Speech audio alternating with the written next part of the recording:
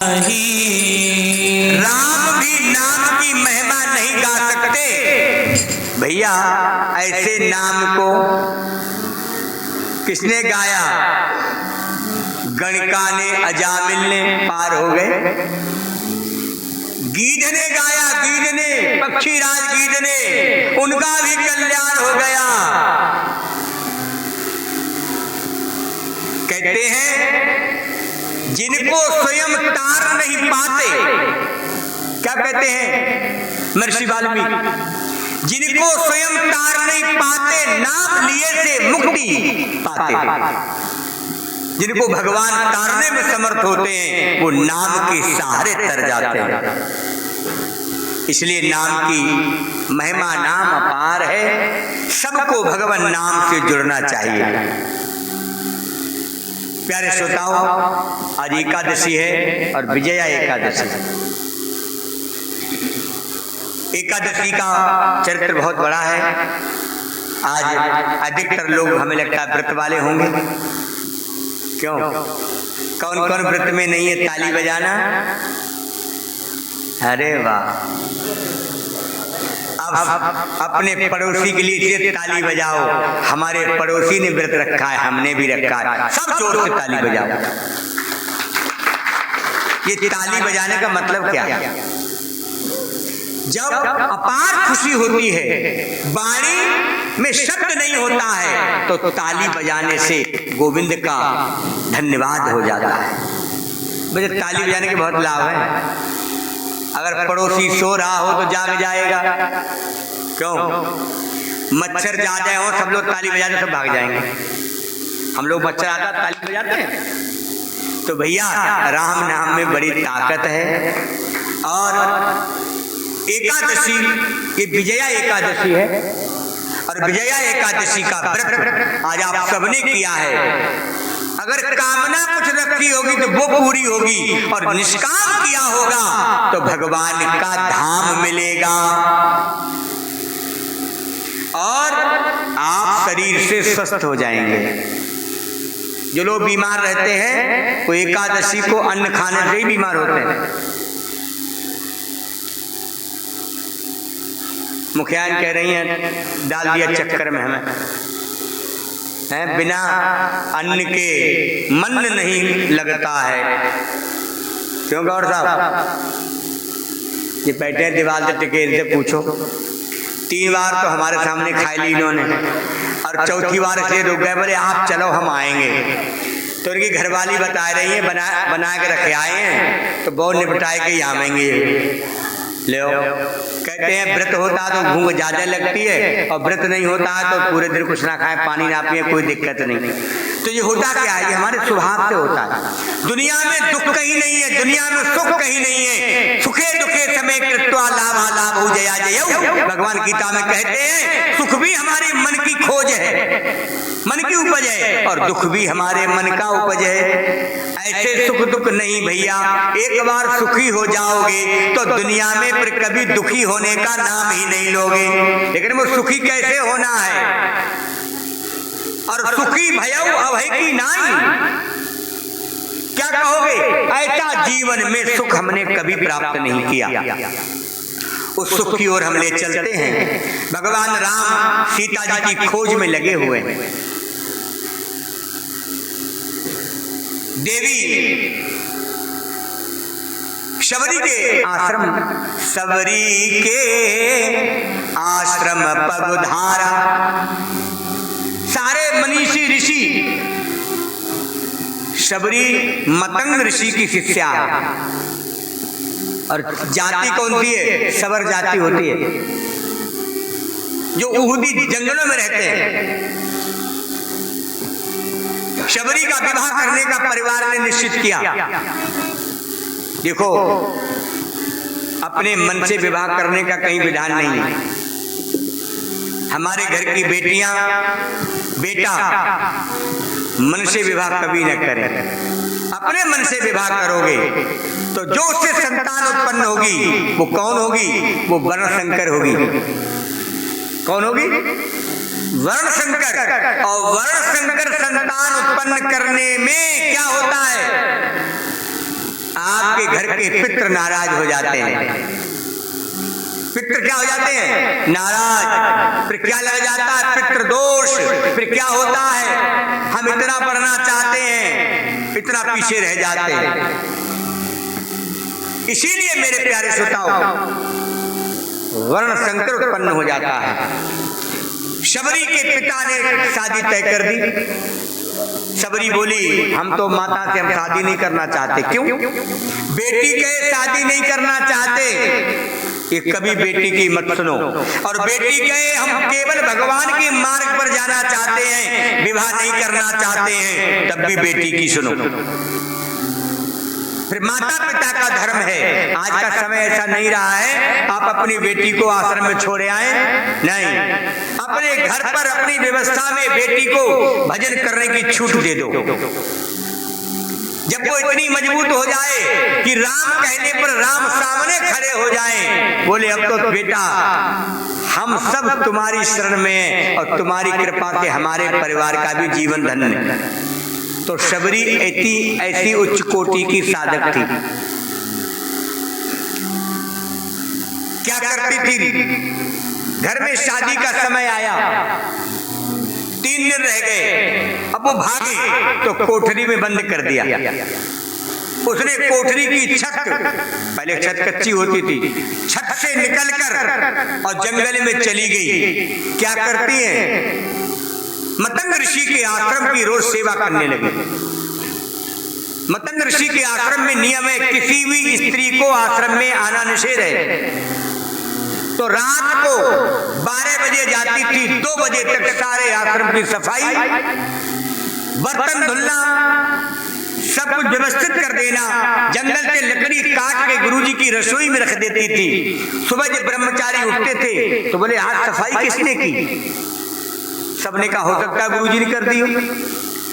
गुरुजी ब्रह्म मुहूर्त में उठे, बोले ये सफाई इतनी जल्दी कैसे हो गई? गुरु शिष्यों का संवाद हुआ, बोले गुरुजी हम भी नहीं कर रहे हैं। गुरुजी बोले कौन करता है, मैं इसका पता लगाऊंगा। रात्रि को गुरुजी 12 बजे जाग रहे थे और शबरी ने आके झाड़ू लगाना शुरू की। गुरुजी बाहर आ गए, बेटा आप कौन है? गुरुजी आपकी शिष्या हूं। शिष्या? मैं तो किसी स्त्री को शिष्य बनाया नहीं गुरुजी, आपने नहीं बनाया, मैंने आपको गुरु बना लिया। मैं तो आपको गुरु रूप में देखती हूँ। बेटा हमारे आश्रम का नियम है, यहाँ स्त्री का प्रवेश वर्जित है, लेकिन तुम्हारी निष्ठा देखकर मेरा मन कहता है तुम्हें आश्रम में रखा जाए। क्यों? आप जैसी साध्वी स्त्री से किसी महात्मा को कोई खतरा नहीं हो सकता। एक कुटिया दे दी एकांत में, मंत्र दे दिया। गुरुजी का अंतिम समय आया, शबरी को बुलाया, सिर पर हाथ रखा, बेटा राम जी तुमसे मिलने इस आश्रम पे आएंगे, लेकिन याद रखना राम जी के स्वागत में कमी नहीं होनी चाहिए। अब शबरी बिना पढ़ी लिखी क्या जाने, अपने आश्रम का पूरा रास्ता झाड़ती थी, बुहारती थी और उस पर पुष्प बचा देती थी। राम आ रहे होंगे, क्योंकि गुरु वचन में विश्वास, जो गुरुजी ने कहा है उस पर भरोसा है। आज कोई कुछ कह रहा था हमसे, तो हमने एक बात कही उससे, वो समझ रहा होगा कौन था। मैंने कहा भगवान के यहाँ देर हो सकती है, अंधेर नहीं। शबरी ने 10,000 वो रास्ता को बुहारा है और रास्ता पे पुष्प बिछाए हैं, 1-2 दिन नहीं, 10,000 वर्ष। आस-पास में संतों के आश्रम थे। संत बोले इस शबर जाति के यहाँ भगवान आएंगे? भगवान तो हमारे यहाँ आएंगे, हम ब्रह्म ऋषि हैं, हम अखंड ब्रह्मचारी हैं, हम उच्च कोटि के साधक हैं। और प्यारे श्रोताओं, कथा तो बहुत बड़ी है, कभी रामायण सुनाई जाए तब आपको ये पूरी कथा समझ में आएगी। सब अपनी अपनी प्रतीक्षा कर रहे हैं, लेकिन शबरी क्या करती है? पहले झाड़ू लगाती है, फिर रास्ता ठीक करती है, एक टोकरी उठाती है और जाके फल बीनती है। फल पहले वो तोड़ती है, फिर खाती है, मीठा है तो डलिया में और खट्टा है तो नीचे। भावना देखो शबरी की, कितनी उच्च कोटि की। रोज लाती है, आज राम जी नहीं आए, चलो कोई बात नहीं, कल परिश्रमेण सिद्ध्यन्ति कार्याणि मनोरथै। जितना जीवन में परिश्रम करोगे उतना ही सुख मिलेगा जीवन में, और इस जीवन में नहीं अगले जीवन में भी सुख मिलेगा। आज वो दिन आ गया, राम जी पधार गए। क्यों? शबरी ऋषि के, मातंग ऋषि की शिष्या शबरी के आश्रम पर जैसे ही भगवान आए, संतों ने सुना, संत अनाप शनाप बोलने लगे। अरे भगवान भी पहचान नहीं पाए, उसके पास चले गए, अनर्गल बातें करने लगे। शबरी ने राम जी को कुटिया में ले जाकर घास फूस के बिछैनों पर बैठाया, चरणों तक लिया और कहा प्रभु जल पियो, और मैंने कुछ फल एकत्रित किए हैं, प्रभु सब मीठे हैं। क्यों? हमने सब चाक के रखे हैं, खट्टा फल तो उसमें रखा, विचार करना। राम जी बोले धन्य है शबरी, तू धन्य है, तुझे देखकर मेरा जीवन धन्य हो गया, तुझे पाकर मेरा मुझे लक्ष्य मिल गया। शबरी एक बेर उठाती है और राम को देती है। तो हम कहते हैं माता ऐसा स्वाद तो कभी नहीं चखा। क्यों? जो वात्सल्य में भरा, प्रेम में सना, भावयुक्त पदार्थ राम जी शबरी का प्रसाद समझकर खा गए। अपने आने का कारण बताया राम जी ने, तो कहा यहाँ से पंपापुर जाना, वहां सुग्रीव से आपकी मित्रता होगी और सुग्रीव आगे का मार्ग प्रशस्त करेंगे। राम जी चलने लगे, बोले नहीं नहीं ऐसे नहीं जाओगे, पहले मैं जाऊंगी फिर आप जाओगे। क्या कहा? पहले मैं जाऊंगी फिर आप। राम जी बोले तुम कहां जाओगी? बोले ऐसी कृपा कर दो, मुझे एक बार निहार दो, देख दो, मैं सशरीर अपने गुरुजी के धाम जाना चाहती हूँ। भगवान ने देखा, शबरी ने नेत्र बंद किए और शबरी अदृश्य हो गई। हम क्या करते हैं? कोई नियम बताओ, 11 मंगलवार व्रत कर लेना, 10 हुए, बोले अब क्या एक में हो पाएगा? 10 तो हो गए, गुरुजी कोई फल नहीं मिला, 11 मंगल पूरे हो गए। भैया विचार करो, यहाँ हर समय परीक्षा देने की स्थिति में रहो। हम लोग रोज परीक्षा देने के लिए तैयार रहते हैं और सदैव विद्यार्थी बने रहते हैं। जब तक विद्यार्थी बने रहेंगे तब तक समस्या नहीं आनी, और जिस दिन अध्यापक बन गए उस दिन ज्ञान का डब्बा बंद हो जाएगा। सीखने की चाह निरंतर होनी चाहिए। और आप लोग खूब समझ लो, हम आपके घर में बैठते हैं ना, कथा तैयार करते हैं, आपके भोजन की व्यवस्था पर, आपके व्यवहार पर, आपकी बोलचाल पर, अब वो ज्यादा है क्योंकि हम निरंतर सीखने का प्रयास करते हैं। और जब तक जियो तब तक सीखने की अपनी वृत्ति बना लोगे तो कभी हार नहीं होगी। और जिस दिन तुमने समझ लिया अब हम विद्वान हो गए या पूरा सीख गए, उसी दिन से तुम हारने लग जाओगे। राम जी आगे बढ़े हैं, आगे बढ़े, बीच में बकदालक ऋषि का नाम, बकदालक ऋषि नाम का एक आश्रम था ऋषि का। वहां पहुंचे, पहुंचकर उन्हें प्रणाम किया। ये जो बकदालक ऋषि हैं ये ब्रह्म ऋषि हैं। हमारे यहाँ इन ऋषि का जो वंश हुआ है वो सारस्वत ब्राह्मण कहलाया है। बकदालक ऋषि से प्रार्थना की, हम सीता की खोज में निकले हैं, कैसे विजय होगी? उन्होंने कहा आज से तीसरे दिन विजया नाम की एकादशी आएगी। आप उस एकादशी का नियम से व्रत करना और पारायण करना, आपको आपके शत्रु पर विजय मिल जाएगी। उन ऋषि का जो वरदान था उसी के राम रावण से जीतने में सफल हुए, ऐसी कथा है।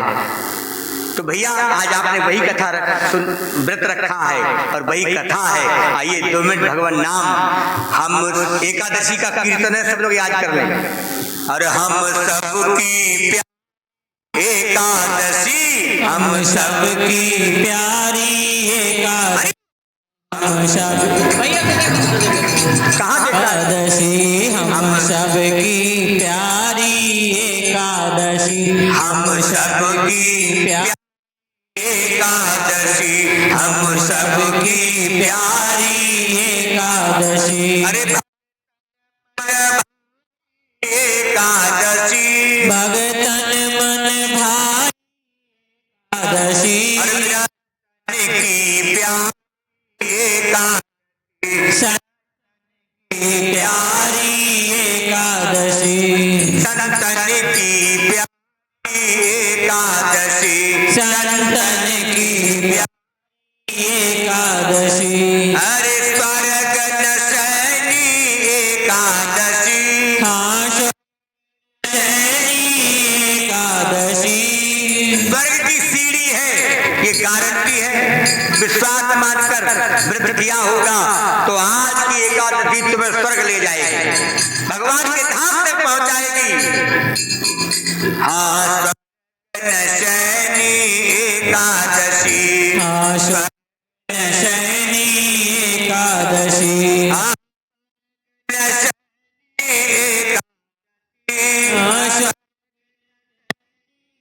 एकादशी, विष्णु की बहनी एकादशी, विष्णु की बहनी एकादशी, हम सबकी प्यारी एकादशी, हम सबकी प्यारी एकादशी, हम सबकी प्यारी एकादशी, हम सबकी प्यारी एकादशी, की प्यारी एकादशी, की प्यारी एकादशी, कमल एकादशी, प्यारी एकादशी, जीवन उद्धार एकादशी, जीवन उद्धारी एकादशी, हम सबकी प्यारी एकादशी, हम सबकी प्यारी एकादशी। बोली एकादशी महारानी। प्यारे श्रोताओं, हरि अनंत हरि कथा अनंता, कहे सुने बहुभुज सब संता। मन में आता है क्या क्या बता डालूं आपको। और कल की कथा गृहस्थों के लिए बहुत बढ़िया होगी। ये कथा किसी एक ग्रंथ के आधार पर नहीं है, क्योंकि ये सत्संग हो रहा है, रामायण भागवत गीता नहीं हो रही है, जनरल सत्संग हो रहा है। तो आपको पता नहीं कौन कौन से ग्रंथ का कहाँ कहाँ से भाव उठकर यहाँ सामने भगवान प्रस्तुत कर देते हैं। और प्रयास करेंगे, कल किसी का मन है कि द्वादशी में थोड़ा उत्सव हो जाना चाहिए, तो कल अंत में नंदोत्सव भी होगा। नंदोत्सव जानते हो? जब भगवान कृष्ण अवतार लिया और मथुरा से गोकुल में पहुंचे तो वहां नंदोत्सव हुआ था। तो आइए, एकादशी का ये महापर्व आप सबके लिए कल्याणकारी हो। और हमें नाम रति होनी चाहिए। बिना भगवान नाम के हमारी वृत्ति बने ही ना, हमारी संतुष्टि हो ही ना। और हर व्यवहार में नाम का सहारा लेकर व्यवहार करोगे तो याद रखना, भगवान कहते हैं दूर कर। जो नाम जापी होते हैं क्या कहते हैं भगवान? दूर कर, मैं तो तेरे पास हूँ, और प्रेम से मुझको बुलाए, मैं उसी का दास हूँ। भगवान प्रेम के भूखे हैं। और प्रेम कैसे करो? अच्छा, प्रेम करना भगवान से कठिन है? बोले बिल्कुल कठिन है, क्योंकि तुम अपना वाला प्रेम समझते हो। तुम्हारा प्रेम तो कुछ शब्दों में सन्नियत है, आप लोगों का प्रेम शब्दों में सन्नियत है और हमारा प्रेम व्यवहार में सन्नियत है। संसार का प्रेम क्या होता है? बोले हम मिले प्रेम हो गया, आंख से आंख मिली प्रेम हो गया।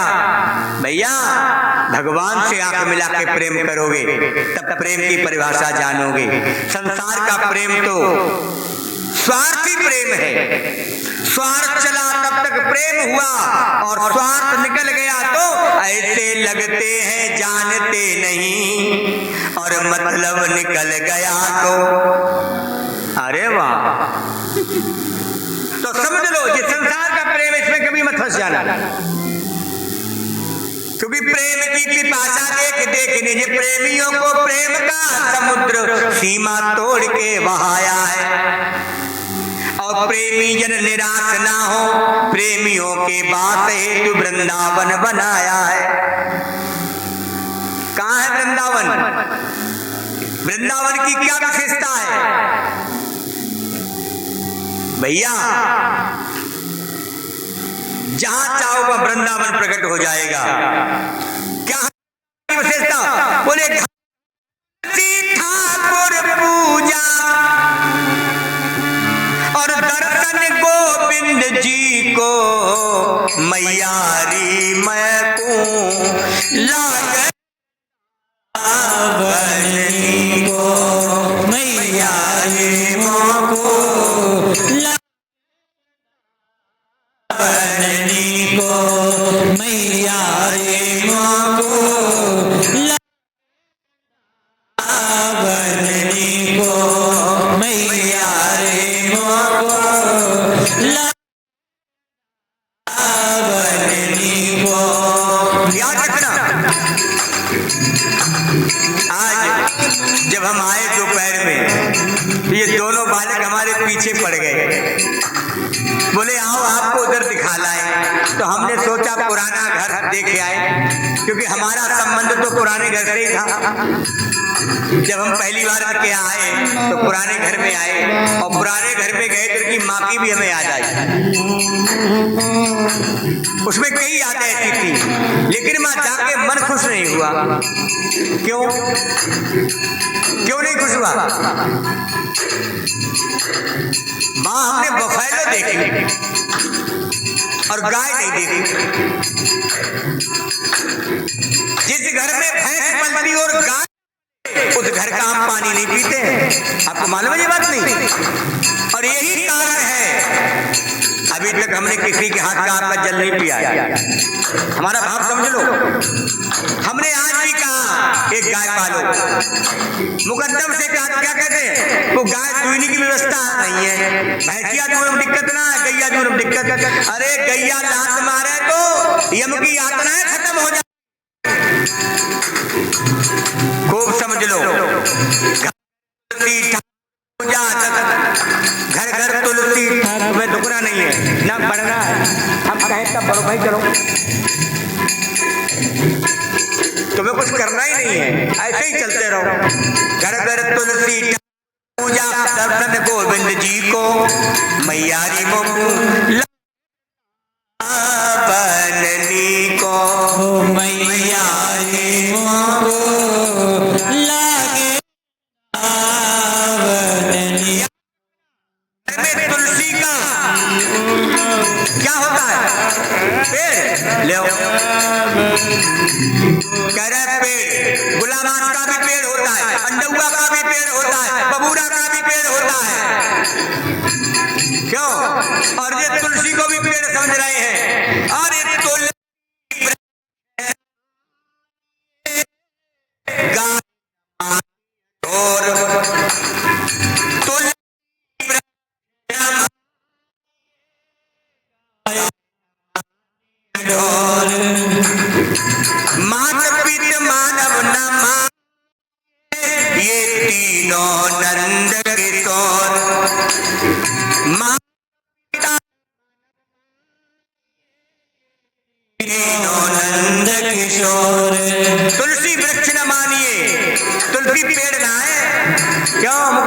एकदम जो जूता पहने ही चल रखा है आप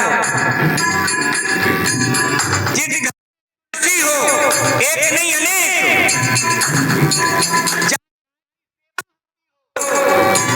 भगवान का मंदिर हो भगवान कहते हैं वही वृंदावन। एक बार हमने कथा में कह दिया होगा हमारे घर आना वृंदावन का दर्शन कर तो आपको तो मालूम है अनेकों गाय बंधी है और तो कम से कम 50 गमले हैं तुलसी के। कितने 50 और उनकी सेवा भी होती है। तो एक व्यक्ति ने कहा चलो गुरु जी का वृंदावन के दर्शन करेंगे। हम ले गए उसे छत पर और हमने जब दिखाया उसे हमने जूते उतार दो भाई मोजा गंदे हो जाए इनको निकाल दो और बैठो 10 मिनट राम नाम करके देखो। उस व्यक्ति ने अपना अनुभव रो के बताया मैं अपने घर नहीं लगता है और यहाँ बैठते ही लग रहा समाधि लग जाएगी। ये है तुलसी की महिमा। जिनके कंठ में तुलसी रहेगी मस्तक पर टीका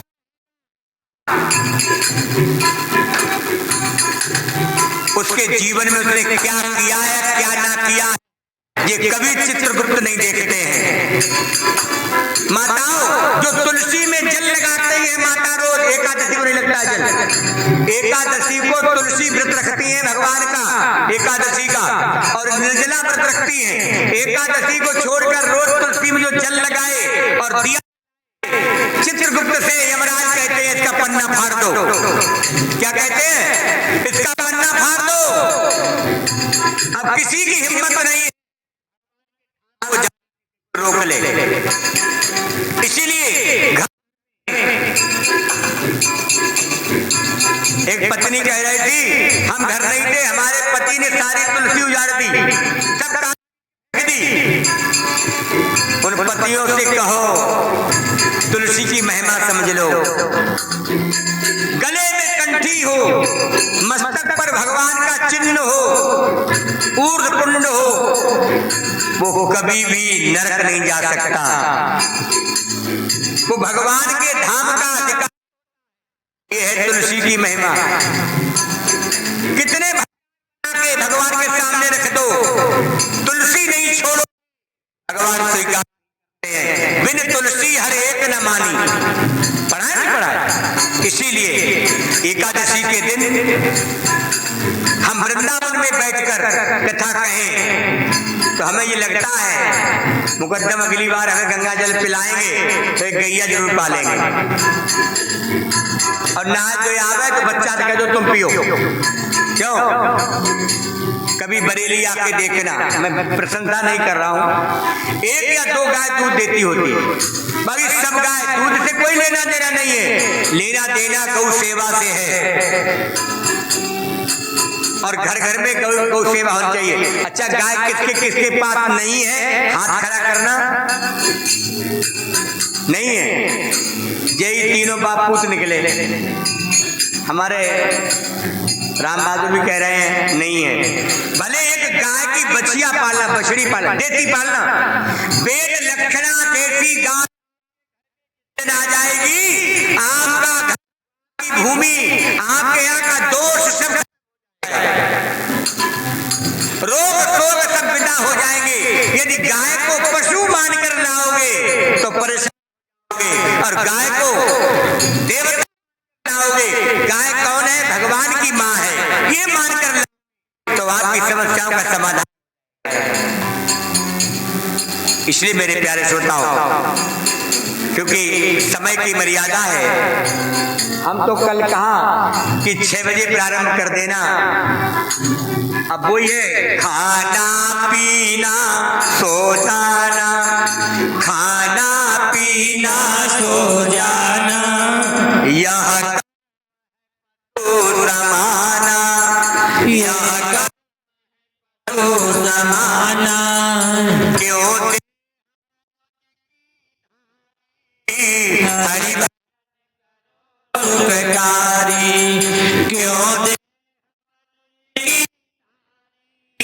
हरि सुखकारी अरे सुनो सुनो नर नारी, प्रभु भक्त करो सुख का। सुनो सुनो हरि भजन करो सुखकारी।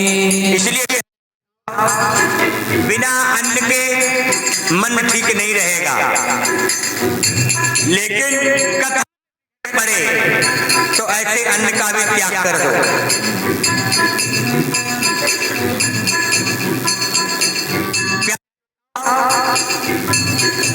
अपने जीवन को सही दिशा दिखाने के लिए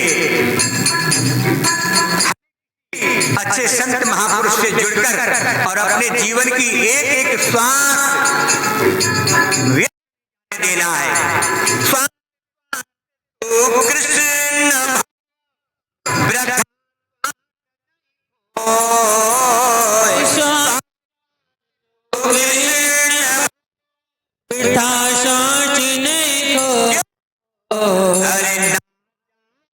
अरे श्वास का आवन होए न होए, अरे आवन होए न होए। इसीलिए प्रति श्वास होना चाहिए। और ये कैसे हो पाए, ये विधि महापुरुष बताएंगे, सदगुरु बताएगा।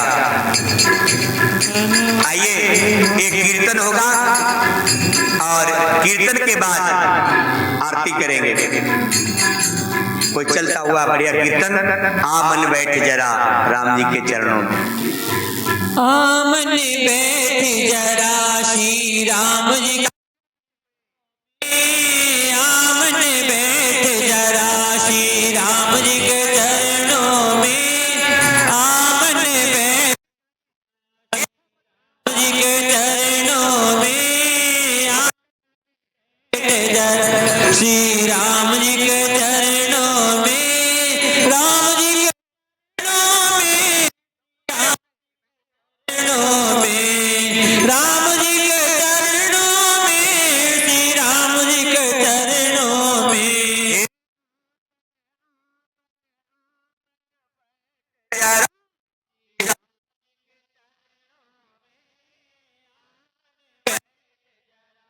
राम जी के चरणों में सपना है, यहाँ कोई नहीं अपना है, ये जग सारा सपना है, यहाँ कोई नहीं अपना है, ये सपना है, यहाँ कोई नहीं अपना है। राम जी को अपना बना प्यार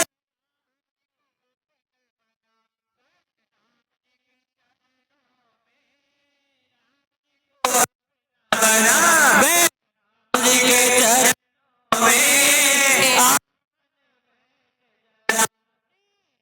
जी के चरणों में, आमन बैठ जरा श्री राम जी के चरणों में, ना बिगाड़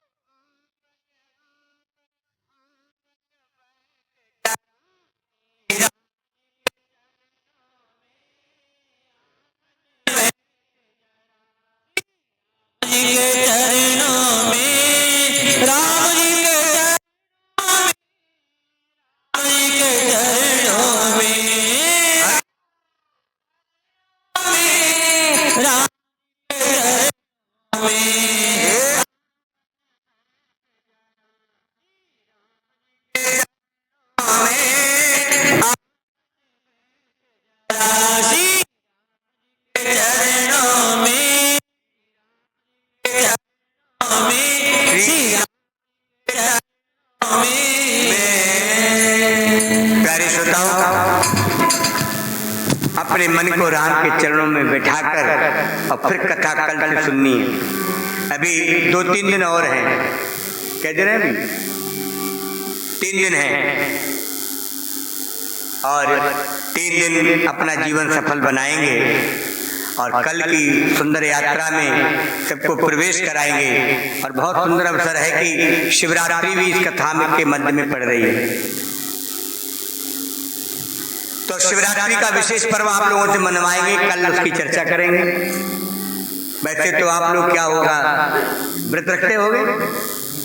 व्रत तो रखते हैं, हम बेर चढ़ा आते हैं शंकर जी को, बेलपत्र और बेर चढ़ा देते हैं और बन गई शिवरात्रि। यह रात्रि का विषय है। आप सबको बड़ा आनंद की अनुभूति होगी। और जिनको ये कथा सुननी है, आज तो 2 कैमरे चल रहे हैं, ये कथा टीवी पर भी है। कल आप घर पे जाओगे भी ना तो घर पे भी कथा सुन सकते हो। आजकल से सब पर ऐसा मोबाइल होता है, एंड्रॉइड मोबाइल कहते हैं, या टीवी होती है वो दीवाल वाली, जहाँ ये दोनों हो वहाँ ये कथा आपको सुनने को मिल जाएगी। एक चैनल है, उसका नाम है भक्ति वर्षा 1008। यूट्यूब चैनल पर जाएंगे, भक्ति वर्षा 1008 सब्सक्राइब करेंगे, बेल आइकन दबा देंगे, कल की कथा अपने आप तुम्हारा मोबाइल बता देगा, कथा शुरू हो गई, खोल लो। तो ये कथा आप घर पे भी सुन सकते हैं और आज एक दूसरे चैनल पर भी कथा प्रसारण हो रही है। ये बालक पंडित विनीत महाराज। चलिए, ये कथा यही नहीं हो रही है। आज प्रातः काले कनाडियन का फोन आया, कनाडियन का। ये हमारे कैमरा वाले ने ना कल तुम्हें ना दिखा के दीवार दिखा दी। कैमरा वाला तो मूड़ी है, इसने सोचा जी दीवार का कोई बेचारे पूरे भजन को रोके पड़े, लाओ आज इसका ही प्रचार कर दे। तो वो बोला गुरुजी कथा कहीं जंगल में हो रही है। हमने हाँ, जंगल ही है, आगे तलैया है और पीछे नाला है, उसके बीच में कथा है और इधर उधर जंगल है, जंगल में मंगल हो रहा है। तो भैया कहने का मतलब है ये कथा कनाडा में भी सुनी जा रही है, अमेरिका में भी सुनी जा रही है, हरिद्वार में सुनी जा रही है और कुंभ में सुनी जा रही है। कुंभ में लोग कह रहे हैं गुरुजी आप कहाँ चले गए, कुंभ में तो दिखना रहे हो, आज कथा देखी आपकी हमने। तो भैया ये कथा पूरे विश्व में प्रसारण हो रही है और आप लोग भी इसका आनंद लीजिए। और वैसे तो हमें बताओ 1 बजे तक कथा कह दे। अब हम देख रहे हैं देवियों को कथा में भी बैठे हैं और नींद भी जोर दे रही है, क्योंकि हमारे यहाँ का जो शयन का सही नियम है, जो शयन का सही नियम है वो 10 बजे। जो 10 बजे सोता है वो 4 बजे उठ जाएगा, तो वो कभी भी कलयुग में जीवन नहीं जिएगा, उसे सतयुग में जीवन यापन करने का फल मिलता है। कल बताएंगे कलयुग कहाँ कहाँ रहता है, कलयुग किसे किसे सताता है और कलयुग कहाँ नहीं रहता है। अब हम कह तो रहे पता नहीं कल कहाँ पहुँच जाएंगे, लेकिन आप लोग इशारा कर दिया करो, मन की कोई बात पूछनी हुआ करे वो भी पूछ सकते हो, हैं? बस बात केवल जिज्ञासा हो और भक्ति की हो, भक्त के चरित्र की हो या धर्म मार्ग की हो। अब एक जगह हम कथा कहने गए तो उन्होंने कहा गुरुजी आपने कई प्रश्न करो, हमारा प्रश्नों नाम उत्तर दो। हमने बताओ क्या? बोले प्रहलाद की नानी को नाम बताओ। तो हमने तो क्या शादी करनी है घर? तो हमने चल तू छोड़, तू अपने बाबा की नानी को नाम बता दे। बोले मोत राम मालूम। तो हमने कोई ठेका ले रखो, प्रहलाद की नानी के नाम बताओ ना। हम तो भक्ति के चरित्र सुनाते हैं, धर्म मार्ग में, इतिहास पुराण में, वेद शास्त्र की जो आप जिज्ञासा रखोगे, परीक्षा लोगे तो नहीं बताऊंगा, तो हम परीक्षा उल्टी ले डालेंगे। एक सज्जन आए हमसे बोले तुम ब्राह्मण हो? ब्राह्मण तो हो नहीं। हमने ठीक, हम किसने कहा हम ब्राह्मण हैं? तो बोले फिर आप गौर लिखते हो ना, गौर तो ठाकुर होते हैं। तो हमने कहा बेहू ब्राह्मण है कि पड़ोसी होते, ठाकुर और ब्राह्मण दोनों साथी।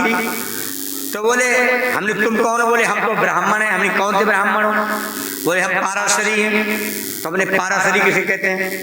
बोले नहीं गोत्र हमारा भारद्वाज है। तो हमने बताया भारद्वाज है, भारद्वाज उन्हें दो होते हैं गोत्र, मैंने बताओ ना, निकालें खड़ाऊं और करें तुम्हारी बुद्धि ठीक।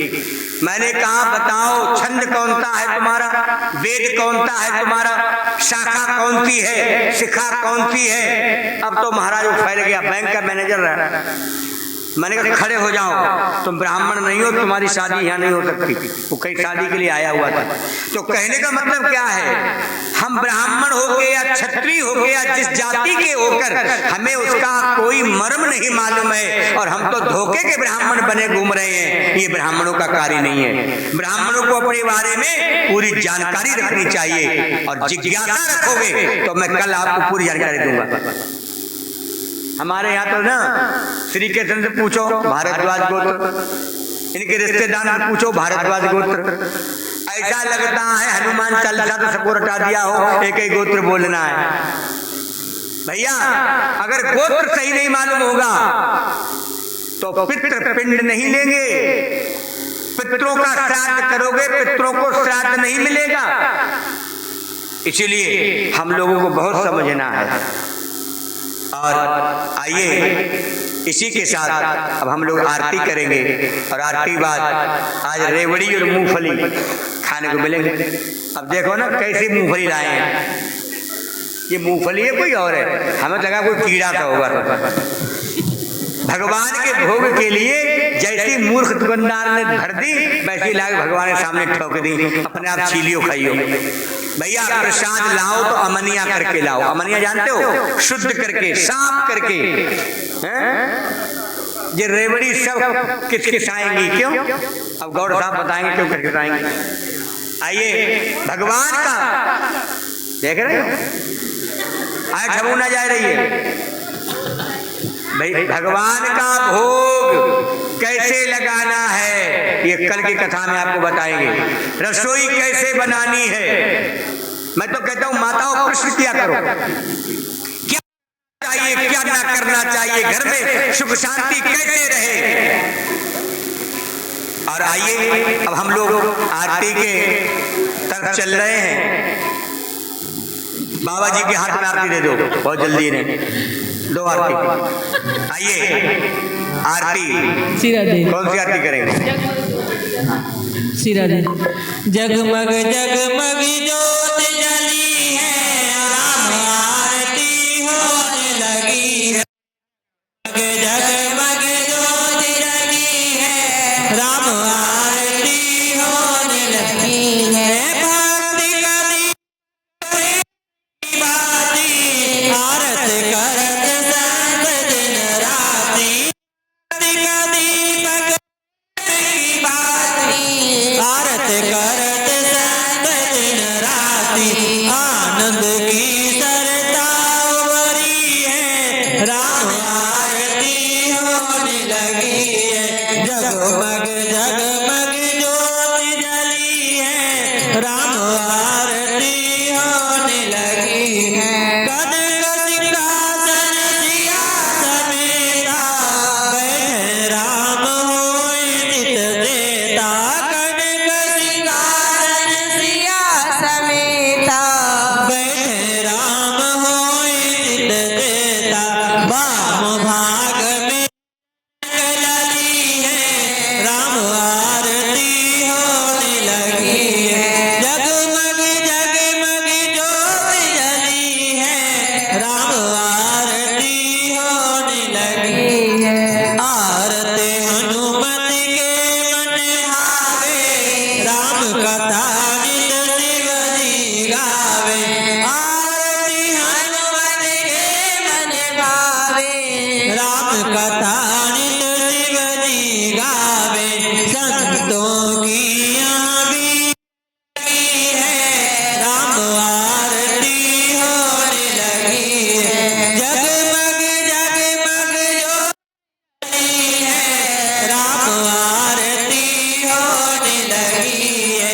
राम आरती होने लगी है, राम आरती होने लगी है।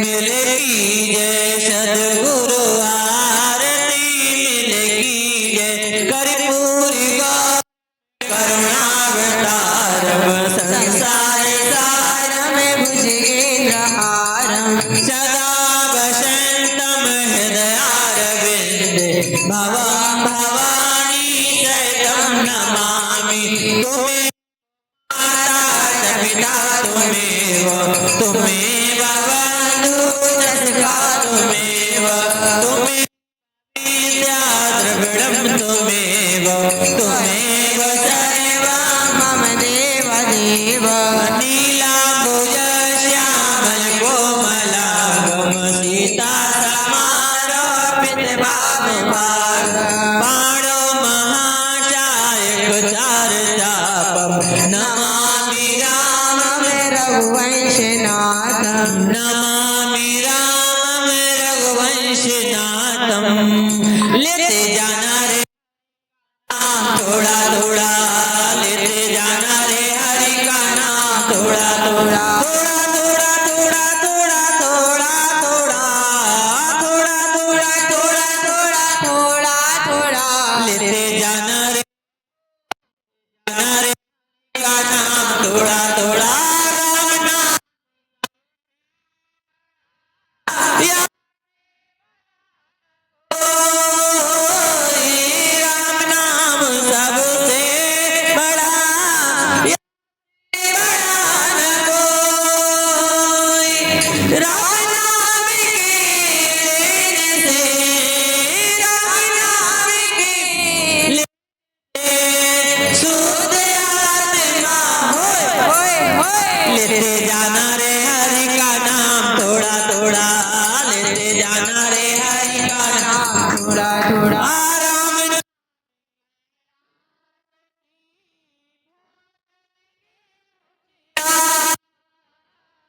राम नाम के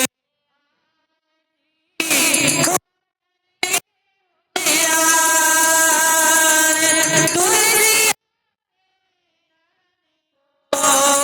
तुलसी से नरन को लेते जाना रे हरि का नाम थोड़ा थोड़ा लेते जाना रे हरि का नाम थोड़ा हरि का नाम थोड़ा हरि का नाम थोड़ा थोड़ा हरि का नाम थोड़ा थोड़ा थोड़ा थोड़ा हरि का नाम थोड़ा थोड़ा बोले हरि भगवान की जय सियावर रामचंद्र की जय उमापति महादेव की जय राधा रानी सरकार